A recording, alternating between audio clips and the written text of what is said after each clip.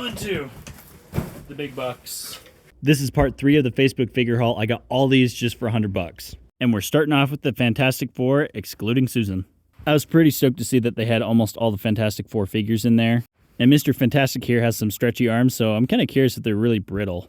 Because in the old Stretch Armstrong figures, they used to have cornstarch in them, and then they'd get hard, and then I think they would snap. And his box doesn't actually look too bad. But I can't say the same thing about Ben Grimm's packaging. That thing looks like it's almost a P. It's alright. I'm wanting to fix these up and just try to get them in a better condition and just try leaving them in the case, but if it's not worth it, maybe I'll open them up. Now, this Human Torch figure necessarily isn't my favorite design, but I do think it's cool that it sparks up inside the figure.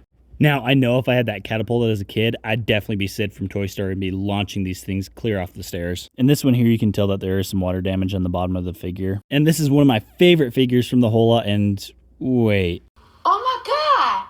What is that? Yeah, that's a spider that's sitting on top of Green Goblin's head. Now, when I bought this, he did mention that you should look at the Green Goblin figure, and yikes, that is pretty gross. The buddy's passed, but do you think there's any way that I can evict him out of there?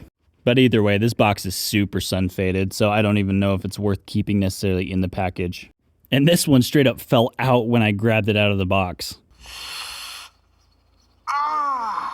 But he's alright though. But we'll put him back in the packaging and act like nothing happened. And then we have Cable. This one's not really too bad. I got a couple of them where they're just messed up on the sides like that. Then I think that these two are really cool. I used to play with Micro Machines as a kid all the time. This Wolverine is definitely in a little bit of a rougher state than the Spider-Man one. And both of them have a little bit of stick residue, but it should come off pretty easily. If you guys know how to clean these up and make them look a little bit better, leave it in the comments below. And I'll see you for part 4.